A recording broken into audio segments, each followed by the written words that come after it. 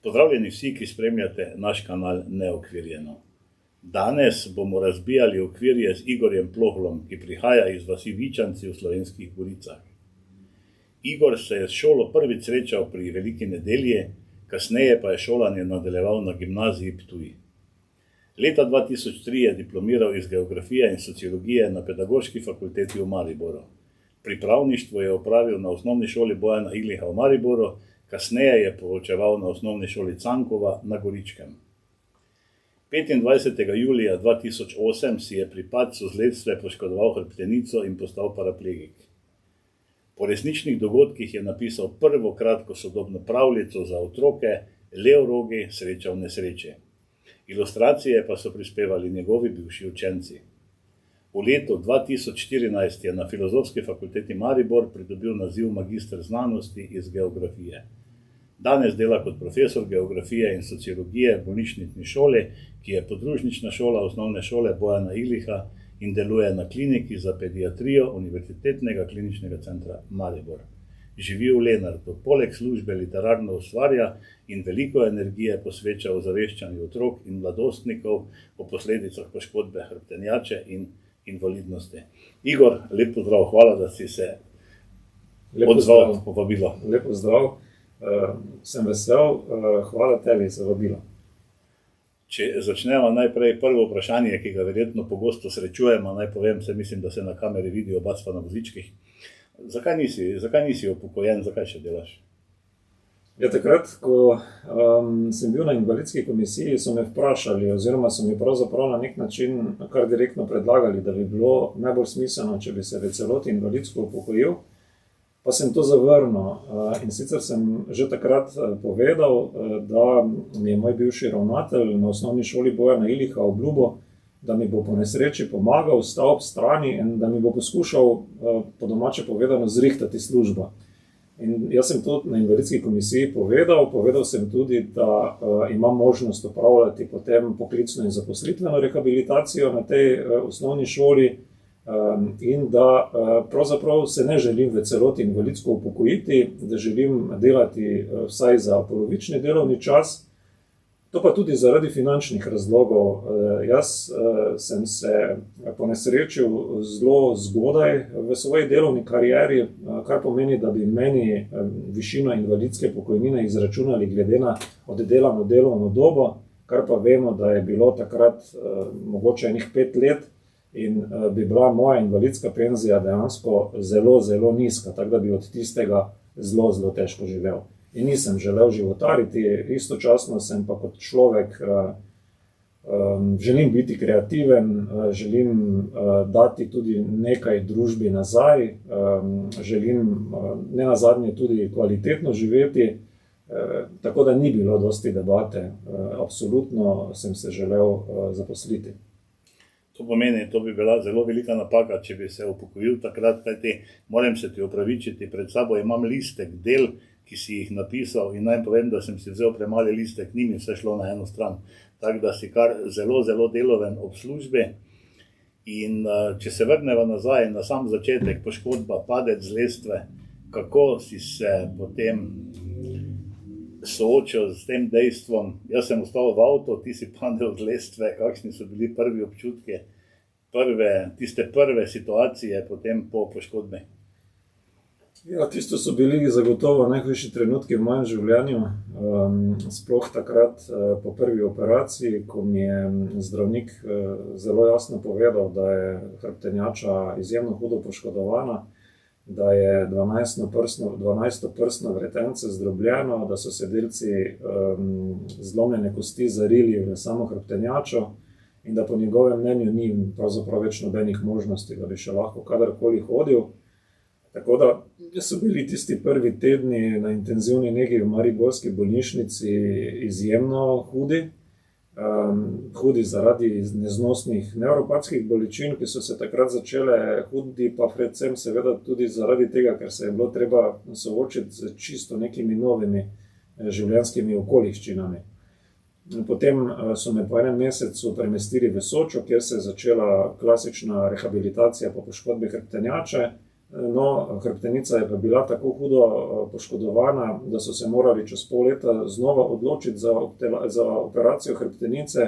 Tisto vretence, ki je bilo zdrobljeno, se je začelo sesedati in bilo ga je potrebno v celoti zamenjati.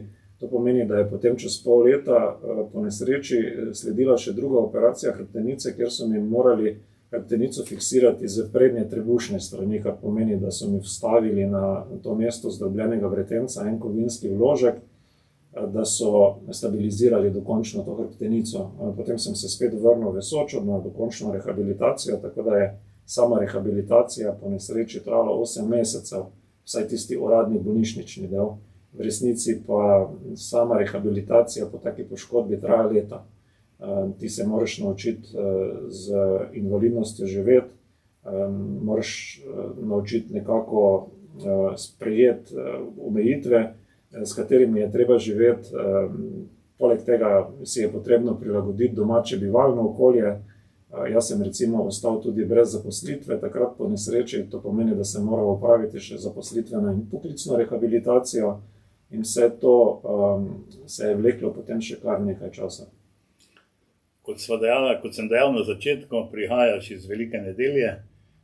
Kako to, da si se odločil potem preseliti v Lenart? Ja, to je bilo naključje. Jaz sem, ko sem dobil zaposlitev na podružnični šoli osnovne šole Bojana Iliha, torej v bolnišnični šoli, kjer še danes delam, sem začel iskati neko stanovanje v bližini Maribora. Če bi se moral voziti iz doma mojih staršev, jaz sem namreč pred nesrečo živel že povsem samostojno in neodvisno. Ta nesreča pa me je prisilila, da sem se moral začasno vrniti nazaj k mojim staršem in če bi se hotel voziti od tam v Maribor vsak dan, bi to pomenilo vsaj slabo uro vožnje v eno smer. To pa se mi je zdelo prevelika izguba časa. Poleg tega sem imel takrat tudi še izjemno hude nevropatske bolečine občasno in je bilo to zame izjemno naporno. Pa pravzaprav, če sem čisto iskren, jaz sem se želel tudi zelo hitro potem v celoti znova osamosvojiti, živeti neko samostojno, neodvisno, polno življenje. In ko sem potem začel iskati stanovanja, sem ugotovil, da so v Lenartu ravno takrat leta 2010 prodajali stanovanja po izjemno nizki ceni. Če se spomniš, leta 2008 se je začela svetovna finančna kriza, potem se je ta prodaja stanovanj naenkrat ustavila, investitor v Lenartu je imel ogromno neprodanih stanovanj, banke so začele pritiskati nanj in bil je prisiljen potem konec leta 2009, v začetku leta 2010 narediti prodajno akcijo. To so bili še tisti časi, ko je kvadratni meter stanovanja stal 1000 evrov z davkom. In sem potem se zelo hitro odločil, da bom jaz v Lenartu. In mi še danes ni žal. Zdaj, odkar so pa Lenart opremili na vse strani, skoraj na vse strani z temi kolesarkami, izjemno rad namreč tudi kolesarim, mi pa seveda niti malo ni žal, da sem tu. No, vsekakor hitro si se vživel nazaj v življenje, bi tako dejala v narekovajih normalno življenje, kajti že poškodba je bila 2008, dejansko leta 2009 pa je že šla prva tvoja slikanica Lev Rogi, nesreča v nesreči. Nesreča v nesreči. Ja, to je slikanica, ki je nastala s prav posebnimi okoliščinami, ki so me na nek način zavedno zaznamovale.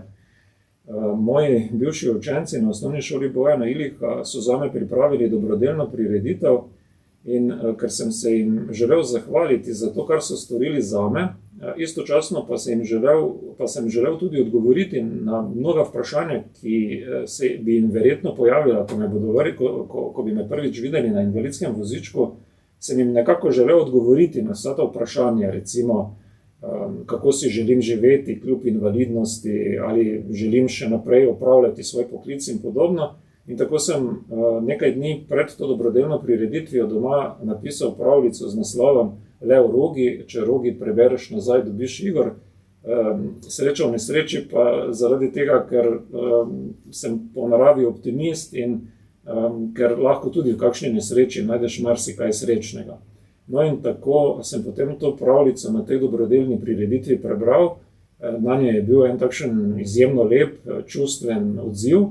In naslednji dan me je obiskal ravnatelj te osnovne šole in mi predlagal, da bi učenci pri likovnem pouku narisali ilustracije za to mojo pravljico. Vse bi pa dali v šolsko knjižnico in to bi lahko bil en takšen zelo lep spomin na to dobrodelno prireditev.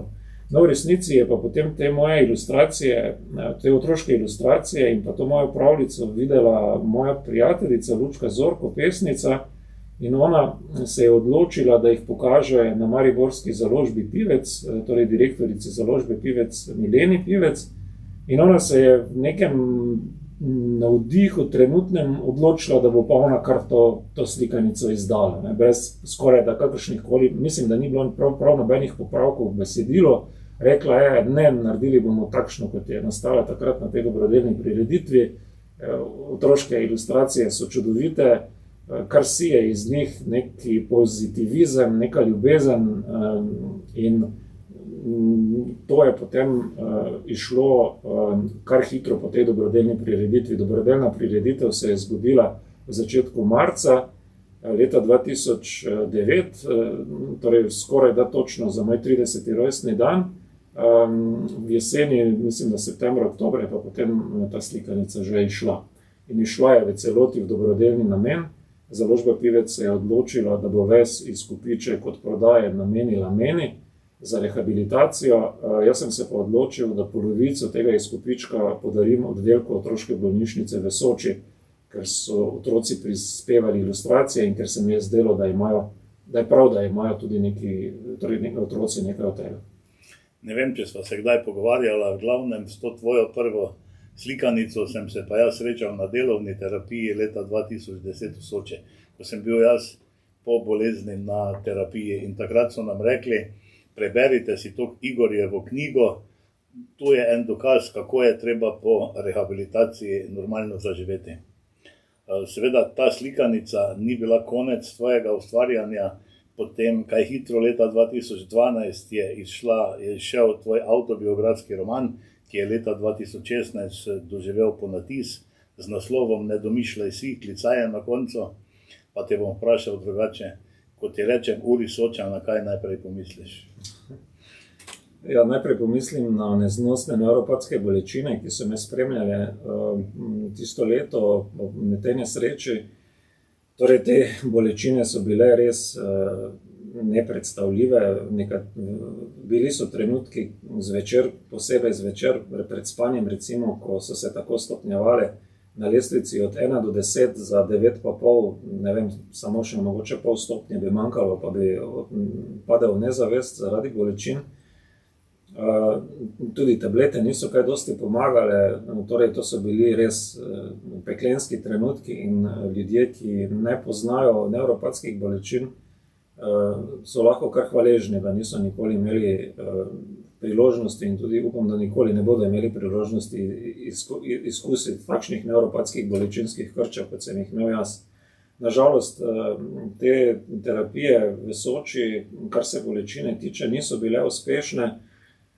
Meni je potem pomagal šele po odpustu iz Soče protibolečinski specialist, dr. Živan Vrabel na Ptuju, ki je imel specializirano protibolečinsko ambulanto. On me je nekako povezal z kliniko nevrološko v Amštetnu v Avstriji in tam so mi potem naredili en poseg, ki mi je zmanjšal v roku enega meseca te bolečinske nevropatske krče, tam nekje verjetno tudi za kakšnih 80%. No, jaz sem takrat dejansko šele lahko začel normalno funkcionirati, normalno živeti in razmišljati o svoji prihodnosti, ko me je on teh bolečin rešil. Ne predstavljam si, kako peklensko življenje bi bilo danes oziroma vsa ta leta, če bi te bolečine vztrajale na takem nivoju, kot so bile takrat v Soči. Tako da ja, to je prva stvar, na katero pomislim, so te bolečine. Drugače pa moram reči, da imam tudi tam v spominu marsikaj lepega. Lepem spominu mi je ostala delovna terapevtka Urška, v zelo lepem spominu tudi fizioterapeut Janez. Bili so pa tudi kakšni trenutki, ki niso bili najlepši. ampak o tem mogoče kdaj drugič. No, lahko samo poveva, da naslov romana Ne domišljaj si so besede zdravnice, kot je dejala, da več nikoli ne bo shodil. Ja, na nek način me je zdravnica začela, torej na nek način me je zdravnica hotela prizemljiti. Jaz sem takrat v Soči še vedno vsakemu govoril, da bom hodil, da sploh ni nobene variante, da temu ne bi bilo tako, da bom vse naredil za to, in nje se je verjetno potem v nekem trenutku zdelo prav, da me prizemlji, da se soočim z nastalo invalidnostjo in da sprejmem voziček in začnem z njim živeti in ne sanjati. Tako, ampak potem bolečine so popustile, terapije si zaključil, dejansko je vrnil si se na nek način normalno življenje in sledila je leta 2014 slikanica Leorogi najde sreča. Ja, to je pa prva profesionalna slikanica, ki jo je ilustrirala Urška Stropnik-Šunc. Urška Stropnik-Šunc je priznana slovenska ilustratorka, letos je postala tudi kulturna ustvarjalka Mestne občine Velenje za leto 2023, tako da sem vesel, da je ona tista, ki je ilustrirala Leva Rogija. Torej, to je prva profesionalna slikanica, v kateri otrokom pripovedujem to mojo življenjsko zgodbo po nastanku invalidnosti. Ta slikanica je trenutno razprodana, na založbi Pivec pripravljamo njen ponatis. To je tudi slikanica, ki mi je odprla vrata v mnoge slovenske šole, namreč kmalu že po izidu prve slikanice Leorogi sreča v nesreči so me začeli kolegi učitelji vabiti po slovenskih šolah, tako da se je takrat začelo tudi to moje zelo pomembno življenjsko poslanstvo, osveščanje otrok in mladostnikov o posledicah poškodbe hrbtenjače oziroma o sami invalidnosti in drugačnosti. Ta slikanica Leorogi najde srečo ima eno globoko sporočilno vrednost, in sicer, da tudi po hudi nesreči ne velja obupati, da je izjemno pomembno, da se znamo v življenju osredotočiti na tiste stvari, ki jih kljub invalidnosti še vedno zmoremo in znamo, in da so na tej poti rehabilitacije in okrevanja izjemno pomembni tudi prijatelji. Jaz to na vseh mojih predstavitvah vedno znova ponavljam. Meni so moji prijatelji po tej nesreči kupili avto, potem so mi ves čas stali ob strani, me spodbujali in mi pomagali. No, tako da ta slikanica, pa pravzaprav vse v zbirki o Levorogiju nosijo ene pomembne vrednote, ki bi jih morali bolj krepiti v naši družbi. To je vsekakor res. Seveda pa ne glede na to, da si se preselil v Lenart, nisi pozabil domačih krajev, Slovenskih goric, Prlekije, Postolovščine v Prlekiji. To na nek način opisuješ literarno delo, ko na nek način opisuješ tudi samega sebe. Ja, to je pa mladinski postolovski roman, ki je nastal zaradi tega, ker sem si že od nekdaj želel napisati mladinski postolovski roman. V osnovni šoli sem zelo rad bral zbirko Enid Blyton, 5 prijateljev, in že takrat sem razmišljal o tem, kako čudovito bi bilo, če bi zmogel tudi enkrat sam napisati nekaj takega. No, in tako sem se potem leta 2017 lotil oziroma leta 2017 je potem to delo tudi že izšlo. No, ampak bolj se pravzaprav v zadnjih letih posvečam predvsem zbirki o Levorogiju, ker je bilo tu več tem, ki jih je vredno obdelati. Ta zbirka je na nek način unikum v slovenski otroški literaturi. Zbirka je nekaj posebnega. No, tudi nihče drug se ni lotil prikazovanja paraplegije ali invalidnosti, tako kot sem se lotil tega jaz. Tako da ima eno res močno sporočilnost in veliko literarno vrednost. Potem je sledilo Rogi in Edi na paraolimpijskih igrah, to si takrat že verjetno kolesaril ali si takrat kupil kolo, ali odkot ideja za paraolimpijske igre? No, ko sem začel obiskovati šole, sem ugotovil, da ti naši učenci o paraolimpijskih igrah pravzaprav ne vedo čisto nič, oziroma večina pravzaprav niti ni vedela, da obstajajo olimpijske igre za invalide, torej paraolimpijske igre. Zato se mi je zdelo pomembno, da se otroci seznanijo tudi z športom invalidov, torej tudi z paraolimpijskimi igrami. To se mi je pa zdelo pomembno tudi zaradi tega, ker smo lahko invalidi, oziroma so lahko invalidi športniki izjemen vzor vsem ljudem, ki se soočajo z kakršnimi koli težavami v življenju. Poglej, gotovo veš, da lahko recimo slepi igrajo nogomet z posebno zvenečo žogo, potem, da lahko slepi celo smučajo z spremljevalcem, ki smuča z njimi, da lahko slepi skačejo v daljino, da lahko recimo ljudje, ki smo na invalidskem vozičku, igramo tenis, košarko, celo ragbi, badminton.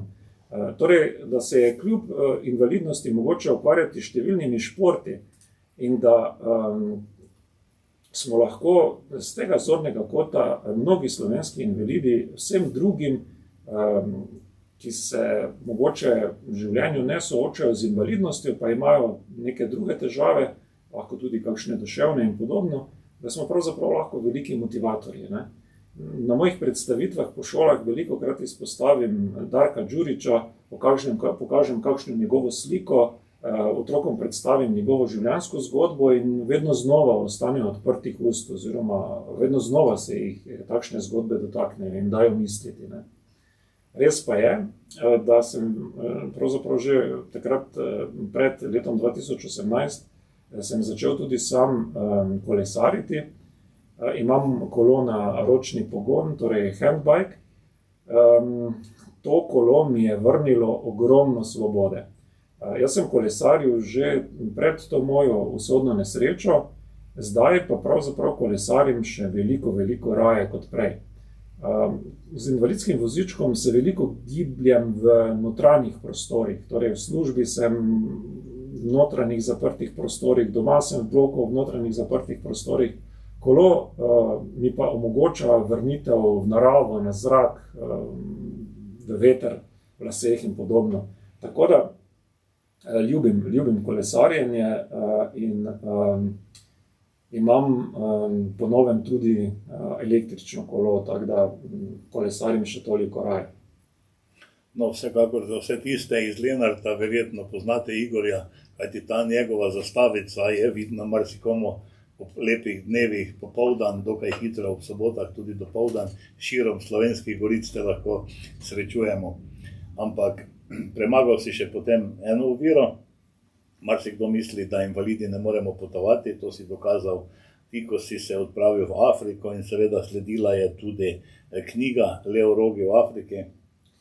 Ja, ko sem prvič v učbeniku za geografijo, pravzaprav je bil takrat še zemljepis, mislim, da v 7. razredu osnovne šole pri veliki nedelji, zagledal sliko Kilimandžaro, me je ta slika že takrat tako navdušila, da sem si rekel, to pa bi rad enkrat videl v živo. Tako da je ta moja želja potovati v Afriko, obiskati safari, v živo videti Kilimandžaro tlela v meni že zelo, zelo dolgo. No in nekoč me je obiskala takratna soseda Pavla Potočnik Bela in je v mojem stanovanju zagledala veliko afriških kipcev. In ker tega še nikjer nikoli ni videla, me je vprašala, čuj, zakaj pa te imaš to tu? In sem ji povedal, zaradi tega, ker mi je Afrika že od nekdaj všeč, ker me privlači in ker si želim potovati na safari in živo videti Kilimandžaro. In to je bilo to. No, nekaj mesecev kasneje so me pa potem poklicali iz oddaje Dan najlepših sanj iz Pop TV in mi sporočili, da bi radi, da pridem k njim na televizijo predstaviti moje slikanice o Levu Rogiju. Meni je to seveda takrat zelo smrdelo, ne, in sem vedel, da se gotovo skriva nekaj drugega v ozadju tega. Bil sem prepričan, da mogoče kakšna rehabilitacija v tujini ali kaj podobnega. No, ne. Izkazalo se je, da me je prijavila ravno ta soseda Pavla in da so mi uresničili potovanje na safari v severno Tanzanijo. Tako da sem leta 2019 odpotoval na to res neverjetno življenjsko pustolovščino. Spremljala sta me na lastne stroške sodelavka Vesna Gubeljak in njen mož Nenad Gubeljak. No in skupaj smo si ogledali severno Tanzanijo, bivali smo pri Slovenki Vesni Glamočanin Tibajuka. To je Slovenka, ki se je poročila z Tanzanijcem, ima z njim 2 otroka in živi v Afriki. Istočasno ima skupaj z njim tudi turistično agencijo in organizira potovanja po Tanzaniji. No in tam smo potem obiskali 3 narodne parke, Narodni park Lake Manyara, Tarangire in Ngorongoro. Narodni park Ngorongoro je ena izmed največjih naravnih znamenitosti Afrike in tudi sveta. Gre za dno ogromnega vulkanskega kraterja. Ta krater ima premer 20 km.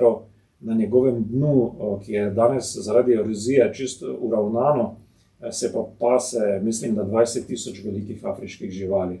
Tako da je ta narodni park je res nekaj posebnega.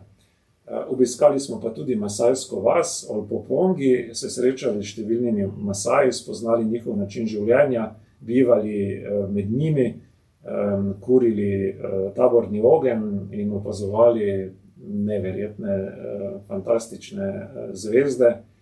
Tako da je bilo to potovanje zares pravlično, čeprav brez zapletov tudi ni šlo. Na poti tja so mi izgubili na letalu invalidski voziček, tako da ko smo prispeli na cilj, na mednarodno letališče Kilimandžaro, nikjer ni bilo mojega invalidskega vozička. Na srečo smo si potem izborili, da so nam posodili nekega starega, razmajanega letališkega, no, ampak moj invalidski voziček so potem pripeljali z enodnevno zamudo za mano z drugim letalom, tako da smo lahko nadaljevali pot. In seveda bi bil zelo slab avtor, če ne bi tega izkoristil in izdal nove slikanice o Levorogiju. To je slikanica, ki je nastala po resničnih dogodkih, Levorogij v Afriki. Meni osebno je najljubša, pa tudi otroci jo imajo izjemno radi, ker je polna poučnih videoposnetkov iz Afrike in fotografij. No, da so ti izgubili voziček, zato jaz vedno rečem, da najrajši sedim na desni strani letala, da vidim direktno rampo, ko začnejo iztovarjati prtljago, da vidim, če je moj voziček prvi, rečem, ok, voziček je tu. To je kar velik zaplet, če ni vozička. In potovanje v tujino, potovanje v Afriko je bila tudi verjetno potem kaj posledica, da se je Levorogij naučil tudi angleško, kajti že leta 2021 si izdal 2 knjigi v angleščini, podlaga za to pa je bil Levorogij najde srečo in pa Rogi in Edi na paraolimpijskih igrah. Kako to, da ste se odločili iti na tuje trge, na angleški trg? No, to gre pravzaprav zahvala moji urednici pri založbi Pivec Zdali Stanonik. Ona pokriva tudi to mednarodno sodelovanje. Mi smo z Levorogijem prisotni tudi na knjižnih sejmih v tujini, recimo na največjem otroškem knjižnem sejmu v Bologni v Italiji, in tam so slikanice o Levorogiju videli tudi številni predstavniki tujih založb, med drugim tudi urednica otroške literature na založbi Holiday House iz New Yorka, in njo so te zgodbe o Levorogiju toliko navdušile, da jih je želela predstaviti tudi na ameriškem trgu oziroma ameriškim otrokom. Res pa je, da so Američani imeli kar nekaj pogojev, ki smo jih morali sprejeti, torej je bilo potrebno tudi prilagoditi besedilo, zahtevali so potem neke spremembe na področju ilustracij, oblike in tako naprej. No, so pa potem izšle v Združenih državah Amerike kar 3 slikanice o Levorogiju, ki pa so vse priredbe slovenskih slikanic, torej ne gre za prevode, gre za priredbe. Ena zadnja, Happy Again, je slikanica, ki je namenjena celo predšolskim otrokom. V Ameriki začenjajo z tem osveščanjem o invalidnosti in drugačnosti tudi že tako zgodaj, torej tudi že z predšolskimi otroci. Kar se mi zdi smiselno, jaz že nekaj let navijam na založbi, da bi naredili slikanico ali pa kartonko recimo, ki bi bila primerna za predšolske otroke, ampak je ta trg predšolskih knjig v Sloveniji toliko šibek oziroma založba se nekako ni odločila zaenkrat za to. No, potem mogoče bo zdaj priložnost, kaj ti naj ti povem, tiskarna v Mariboru se je posodobila in ima dejansko stroj za izdelavo kartonk, tako da se lahko stiska tudi v Mariboru. Tehniko imamo. Tehniko imamo. Potem Rogi se je odpravil tudi na nemški trg, ne? Rogi findet sein Glück. Ja, to je pa prevod slikanice Lev Rogi najde srečo, ki je šel lansko leto pri založbi Mabuse Verlag.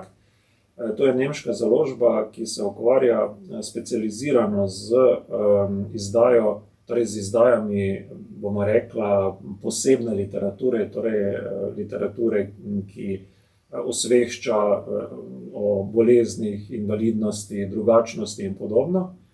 To je pravzaprav tudi ugledna in izjemno pomembna nemška založba. Mislim, da so tudi lansko leto dosegli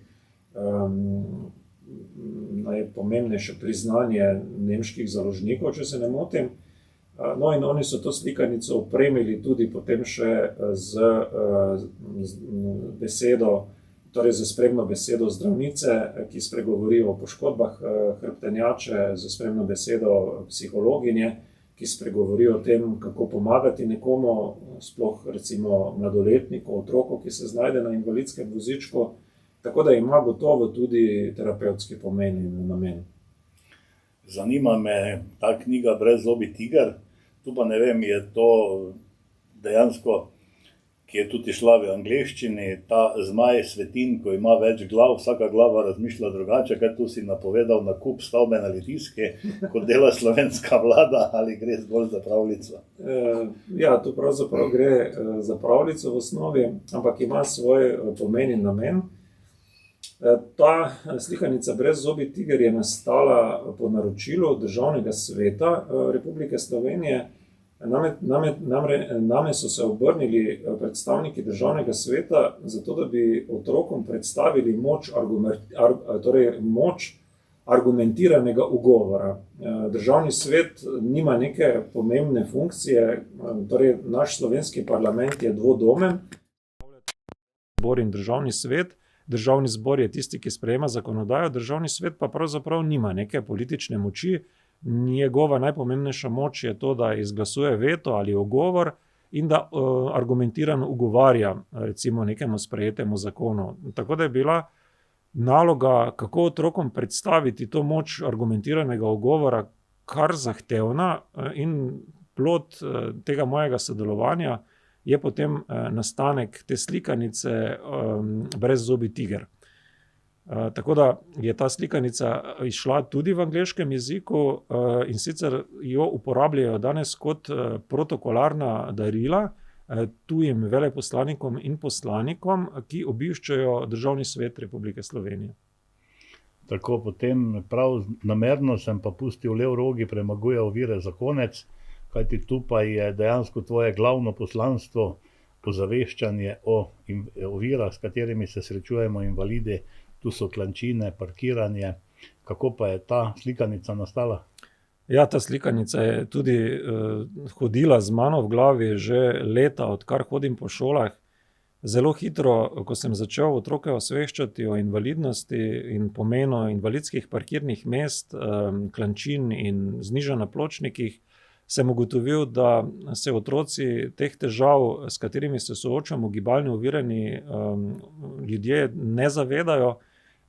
Pravzaprav se mi pa zdi vseeno pomembno, da jih poznajo, zaradi tega, ker bodo iz otrok nekoč zrasli odrasli, in če bodo otroci vedeli, zakaj potrebujemo invalidi, ki smo na invalidskih vozičkih, širša parkirna mesta od običajnih, torej če bodo otroci vedeli, čemu so namenjene tiste rumene poševne črte na invalidskih parkirnih mestih, potem tudi kot odrasli, ko bodo enkrat pri 18 letih opravili izpit za avto, ne bodo imeli težav, z razumevanjem problematike parkirnih mest in bodo vedeli, da se na takšnih parkirnih mestih pač ne parkira, zato ker imajo svoje poslanstvo, ne.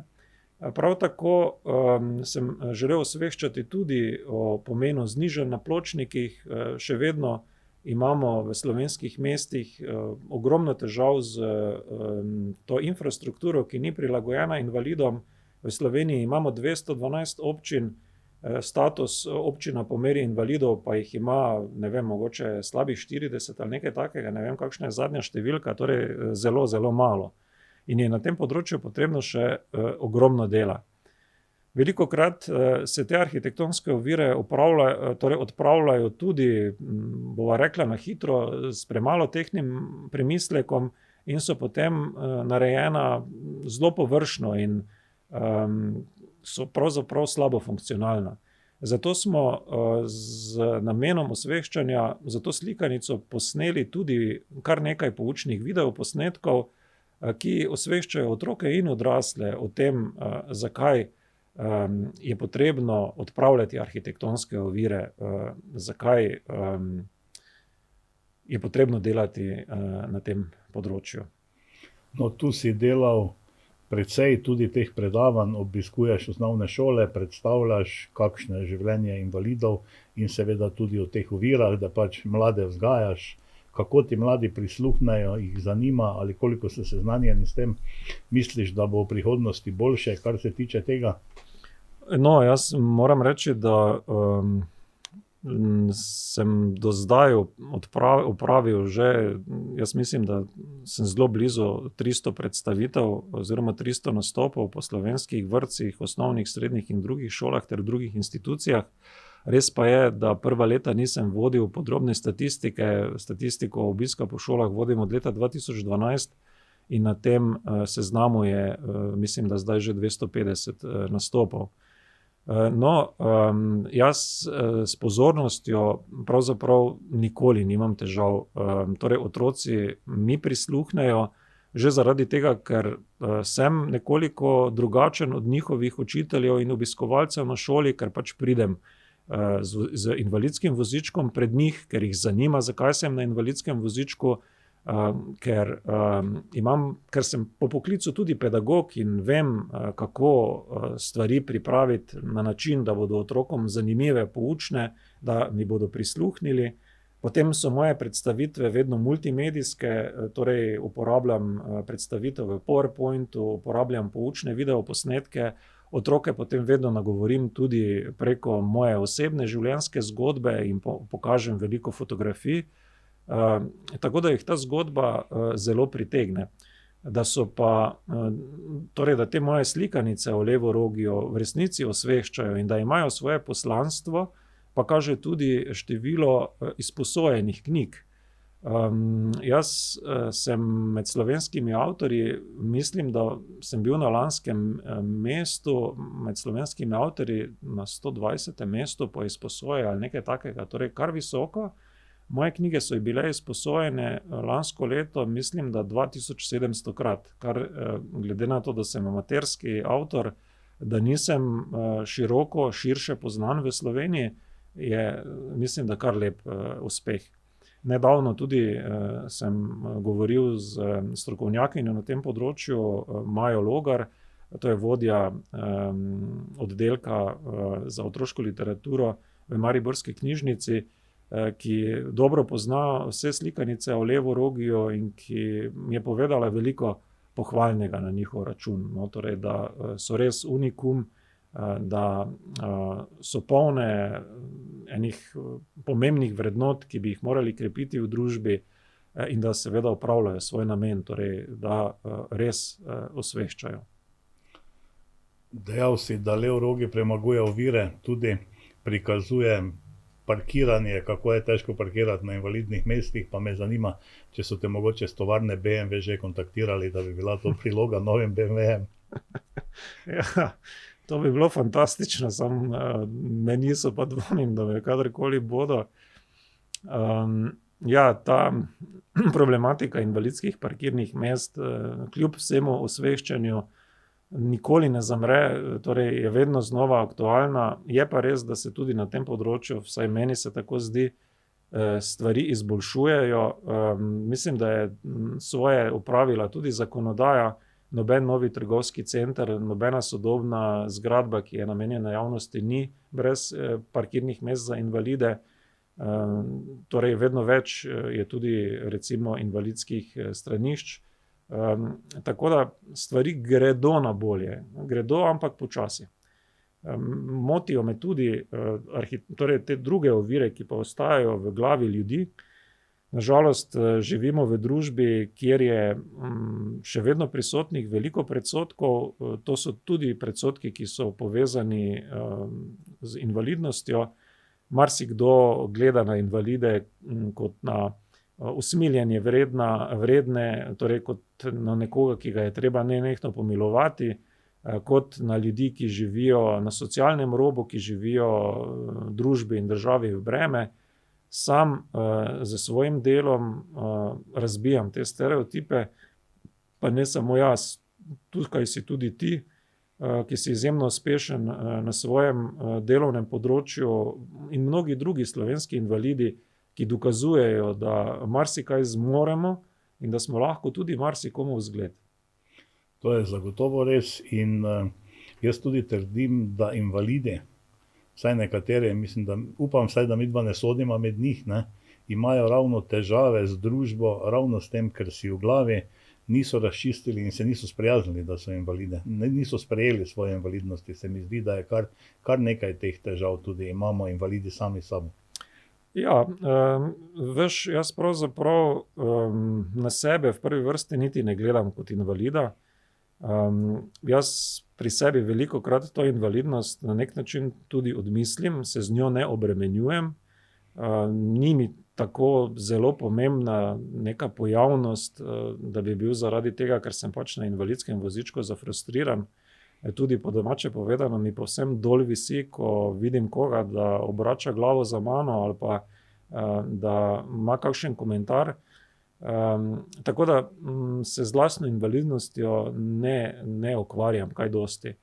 Obstajajo pa ljudje, se strinjam s tabo, ki jih nastanek lastne invalidnosti izjemno duševno obremeni in na nek način tudi ohromi. To pa ni dobro.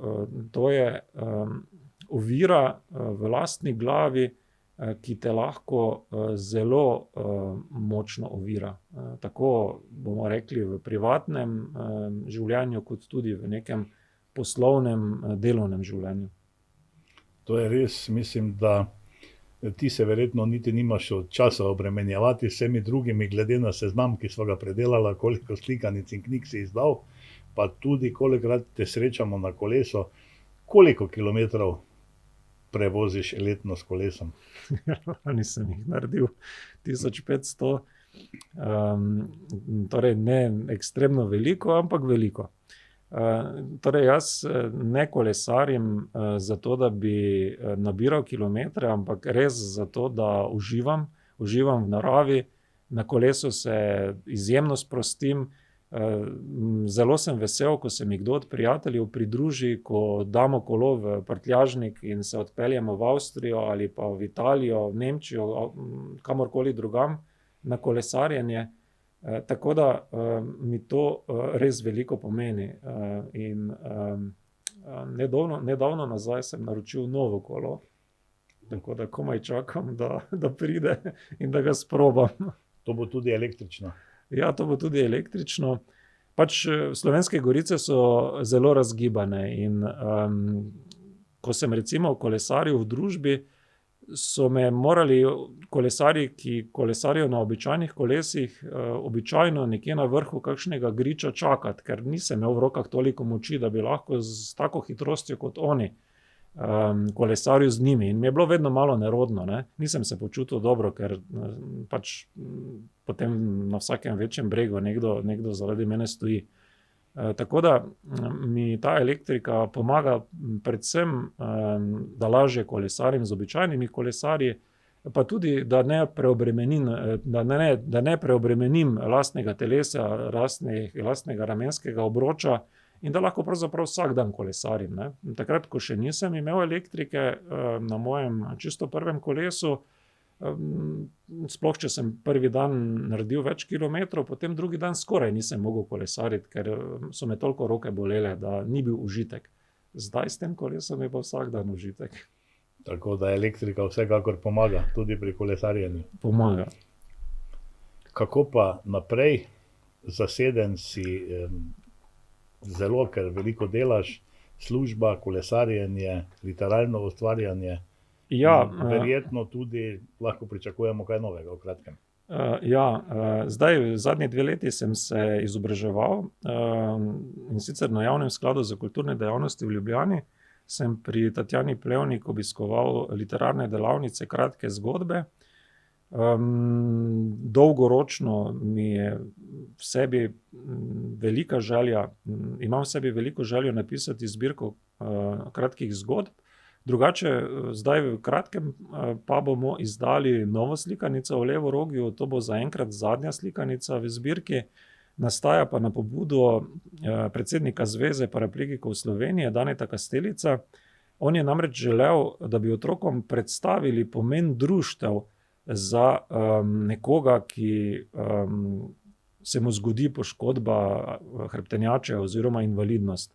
Tako da me je s to nalogo soočil slabi 2 leti nazaj in res je bila to zame izjemno težka torej izjemno težek literarni izziv je postavil pred mene. Otrokom predstaviti invalidnost že samo po sebi je zahtevna naloga. Otrokom predstaviti neko zvezo paraplegikov pa društvo invalidov je pa še toliko težje. No, ampak po številnih poskusih je nastala ena sodobna, dobra kratka pravljica z naslovom Levorogi in krila v srcu, ki bi naj izšla v roku meseca ali 2. Urška Stropnik je ilustracije že končala. To pomeni, da smo že skoraj pri koncu. Zdaj je treba samo slikanico še oblikovati, pripraviti prilogo. Teksti so tudi že praktično končani, tako da se te slikanice tudi zelo veselim. In upam, da bo en lep doprinos, kvaliteten doprinos k tej zbirki o tem prav posebnem Levorogiju. V glavnem tvoje poslanstvo je vsekakor izobraževanje mladih, seznanjanje, kaj pomeni za invalidnost, s katerimi težavami se invalidi srečujemo, ali če rečeva drugače, s katerimi izzivi se srečujemo invalidi. Kaj pričakuješ, kako bo, koliko to vpliva, ker zdaj ena lastovka še ne prinese pomladi, ker dejansko ti počneš to sam, koliko imaš privržencev, kako vidiš to prihodnost, da se bo spremenila? Bomo Slovenci tudi kdaj postali kot Španija, na primer, ki je zelo prilagojena invalidom? Ja, jaz mislim, da bomo, da nas čaka v resnici še veliko izzivov, ampak da smo lahko ponosni na vse tisto, kar smo v teh letih že dosegli. Mene pravzaprav nekaj drugega bolj skrbi. Jaz opažam, ker delam na kliniki za pediatrijo, približno 80% pouka naredim na oddelku za otroško in mladostniško psihiatrijo in opažam zadnja leta, da imamo res silovit porast duševnih motenj pri mladostnikih. Torej, naše zdravje naših otrok, naše duševno zdravje naših otrok je slabo in se še slabša. To so stvari, ki me dolgoročno pravzaprav še bolj skrbijo. Pedagogi opažamo silovito škodo, ki se dogaja našim otrokom na področju permisivne vzgoje, torej zaradi permisivne vzgoje. Naši otroci velikokrat niso pripravljeni na izzive, ki jih prinaša življenje v družbi, zaradi tega, ker so zaradi permisivne vzgoje enostavno preveč zaviti od tistih prvih dni, odkar pridejo na ta svet, v vato, ker jih vsi razvajajo, ker bi jim starši, babice in dedki in vsi okrog njih radi odvzeli kakršnokoli soočanje z neugodnimi življenjskimi situacijami, ker bi jih razbremenili vseh stresov. V resnici se pa mora otrok naučiti soočati z majhnimi stresi, da bo nekoč zmogel premagovati velike, da se bo zmogel potem soočiti tudi z izzivi, ki jih prinaša življenje. Mi samo na mariborski kliniki za pediatrijo, na oddelku za otroško in mladostniško psihiatrijo zabeležimo, mislim, da letno med 40 in 50 poskusov samomorov pri mladostnikih do 18. leta, pokrivamo pa Štajersko pa Prekmurje. Torej, stvari so izjemno zaskrbljujoče. Tudi dogodki, ki so se zgodili v Srbiji, nas lahko tudi v Sloveniji skrbijo in to močno skrbijo. Kot država na tem področju naredimo premalo, pravzaprav bi bila lahko to tema še za en čisto novi podcast, če bi vse to, torej če bi nagovorila vse te stvari, ki me težijo in s katerimi se recimo ukvarjam v službi. Kar se pa invalidnosti tiče, pa osveščanja, pa vendarle mislim, da se stvari spreminjajo na bolje in tako kot si rekel, bomo enkrat tudi mi Španija. Tako, upajmo, da se to čim prej uresniči in seveda, kaj je pa tisto, mogoče tudi, govorila sva veliko o otrocih, kako osveščati otroke, kako otrokom približati invalidnost, drugačnost, kako pa odrasli, kaj lahko storijo odrasli pri teh stvareh, da so tudi, ker še vedno trdim, dobri vzgledi vlečajo. Ja, zagotovo so tu starši izjemno pomemben dejavnik, tako da so starši prvi, na katere se otroci obrnejo. Jaz sam recimo velikokrat vidim, ko se peljem z vozičkom po pediatrični kliniki, pa me vidi kakšen otrok in je začuden in potem mamo sprašuje, zakaj pa oni gospod na vozičku ne more hoditi, ali pa kaj se je pa njemu zgodilo, ali pa reče, kdo je pa to. In potem je staršem nerodno, pa ne vejo, kako bi se odzvali, pa vidijo, da jaz slišim, pa potem takega otroka velikokrat kar na hitro odpravijo, ali pa ga ignorirajo. To seveda niso dobri pristopi, in to tudi niso dobri vzgledi. Tako da starši so tisti, seveda, ki so prvi, ki imajo zelo pomembno vlogo v življenju otrok, niso pa edini. Veliko lahko naredi šola in naša šola vendarle veliko dela na spoznavanju drugačnosti, spoštovanju drugačnosti in raznolikosti, da imamo ogromno učiteljev, ki se zavedajo te problematike in jo tudi redno predstavljajo otrokom, z njimi nagovarjajo otroke. Tako da jaz mislim, da na tem področju sploh nismo slabi. Mogoče obstaja v širši javnosti neko razmišljanje, da bi morali tu še več narediti, pa da smo tu popolnoma bosi, ampak meni osebno se zdi, da nismo. Saj druga stvar je tudi, če pogledava same arhitektonske ovire, občina Lenart tudi po tvoji zaslugi, ti si bil prvi predsednik te komisije za odpravljanje teh občina po meri invalidov. Dejansko mislim, da se je tudi v občini Lenart in na splošno v Slovenskih goricah tudi s temi kolesarkami veliko naredilo tudi na področju odpravljanja teh arhitektonskih ovir. Kajti, če pridemo nekje v bolj vzhodno Evropo, naprimer Bratislava ni prilagojena invalidov. Velikokrat invalidi tudi jamramo, da v Sloveniji ni vse tako, kot bi moralo biti, samo če pogledamo po drugih državah, pa mislim, da tudi nismo. Mislim, da smo v Sloveniji, vseeno se počasi ta zavest nekako spreminja. Ja, zagotovo. Jaz mislim, da smo na dobri poti.